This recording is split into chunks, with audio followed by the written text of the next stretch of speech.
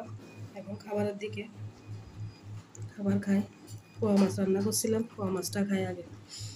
লগে একটু আমি সরিষা ভর্তাটা নিই, আমার অনেক প্রিয় ভর্তাটা।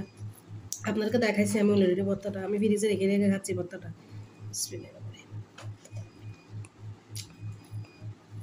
আলহামদুলিল্লাহ, অসাধারণ পোয়া মাছের রান্নাটা।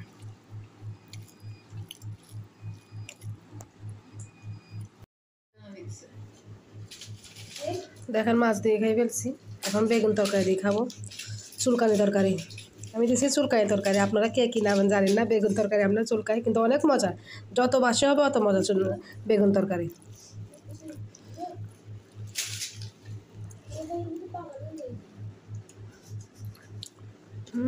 আলহামদুলিল্লাহ, সেই মজা।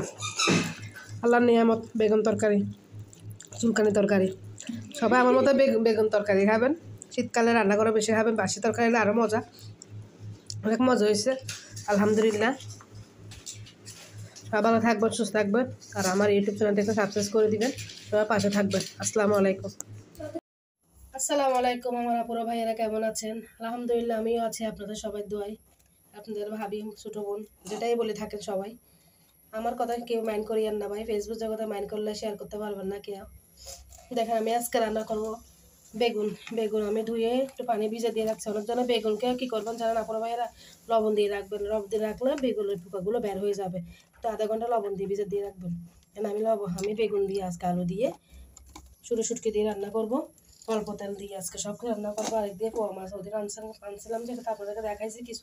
আজকে কিছু রান্না আছে ফ্রিজে, এগুলো রান্না করবো। পোয়া মাছ রান্না করবো, আরেকদিকে পেঁয়াজ, কাঁচামরিচ, টমেটো কুটে নিয়েছি, এগুলো দিয়ে সব রান্না করবো। দুইটা তরকারি রান্না করবো, বেগুন দিয়ে আলু দিয়ে, আর পোয়া মাছ রান্না করবো। চলো রান্না করে নিই। তেল তো গরম হয়ে গেছে, আমি এখন দিয়ে দিব পেঁয়াজ, দিব কাঁচামরিচ,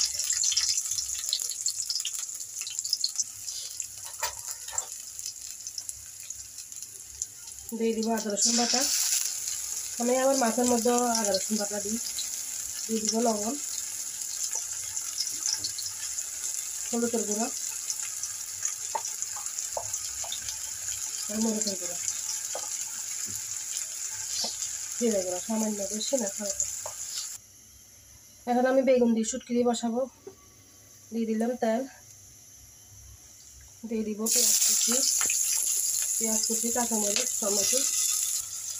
দিয়ে আমার মাছগুলো মশলাগুলো কষা গেছে, আমি কাঁচা মাছগুলো দিয়ে দিব, পোয়া মাছ।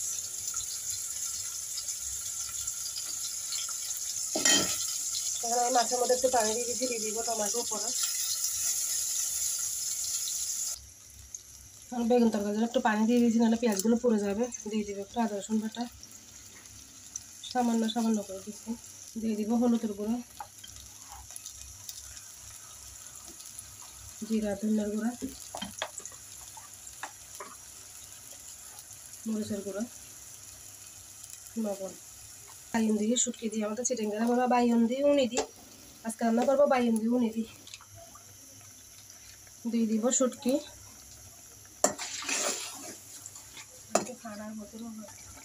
এখন আমি বাইনগুলো দিয়ে দিব, আলু দিয়ে বাইন রান্না। শীতকালে তরকারি আসতেছে, এখন তরকারি মজা লাগবে, যত বাসি হবে অত মজা লাগবে, ভালো লাগবে।